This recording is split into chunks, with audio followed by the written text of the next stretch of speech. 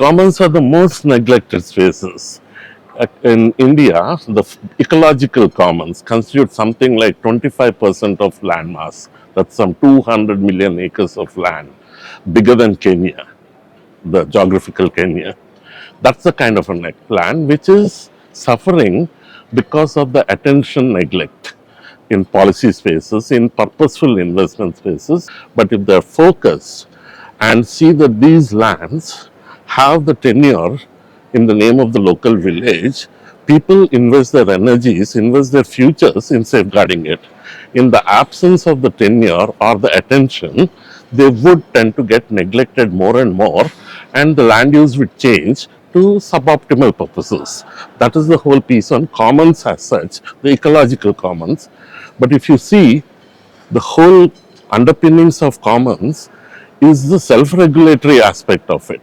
Yeah, Eleanor Ostrom, when she was awarded the Nobel Peace Prize in 2009, it was for the economic governance part. Though she was a political scientist, it was purely on the economic governance, that we don't have to rely on excessive government control or total privatization of individual.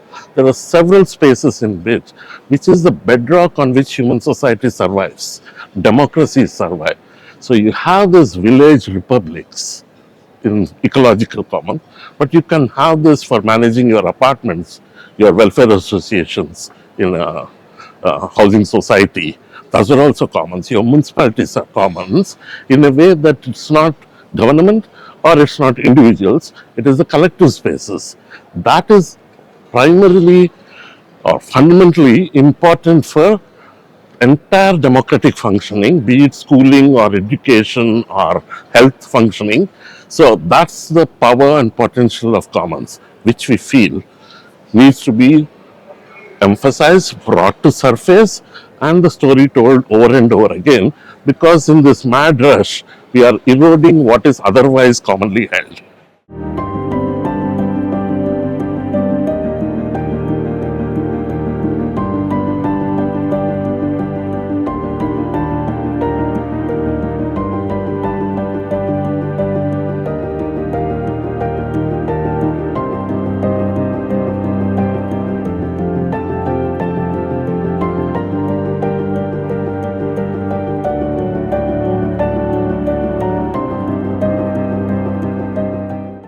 I think commons are the only space where we have it's a platform where you can work on ecological restoration, on economic improvement of poor, and is a platform for social justice, because it's the poor people who have large access and depend on those resources for their livelihoods.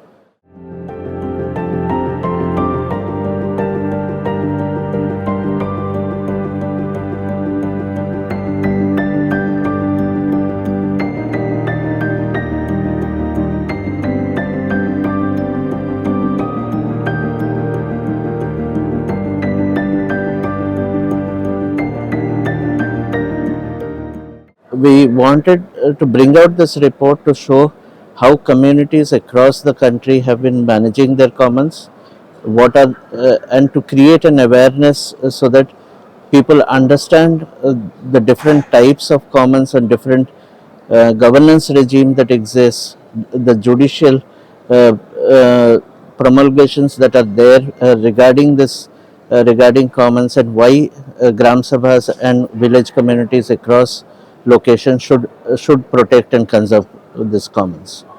It is also to bring in an awareness within the larger policy making communities to understand that these are not wastelands, but it is these lands are areas where people use it for their livelihoods and for their sustenance.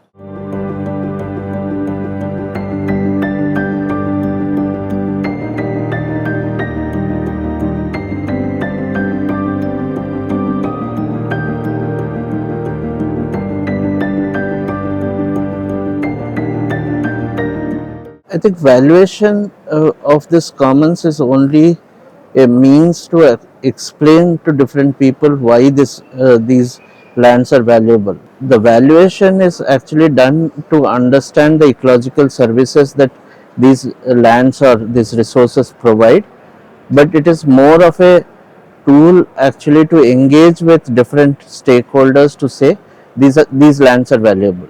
At a personal level, I would not give too much of value to it. The ecological, economic valuation of ecosystems. Yet, it's a necessary question that public policy people ask. So you need to put that paper on the ground, yeah, and to say this is the value you're talking about, and then move on to so how do we safeguard it. It's very, very necessary, but it's not sufficient for the whole dialogue.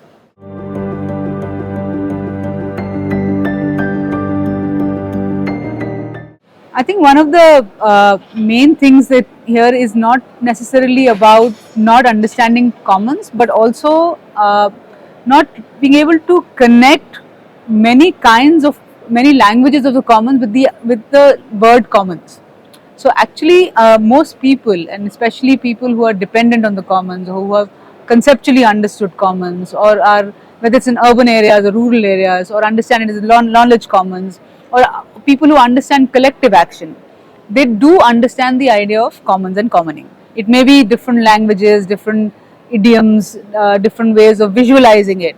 You may call it Porambok, you may call it Shamlat, you may call it something else.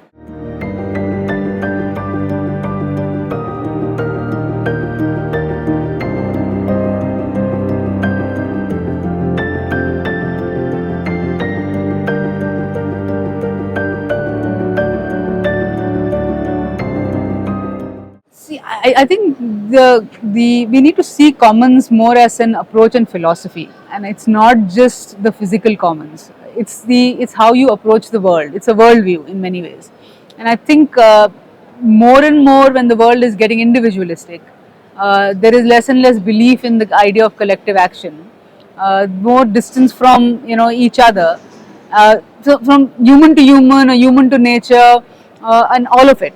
And that's why I think it's important more and more to reiterate that there is value of coming together. There's value to actually doing collective action, no matter how difficult it is in the short run.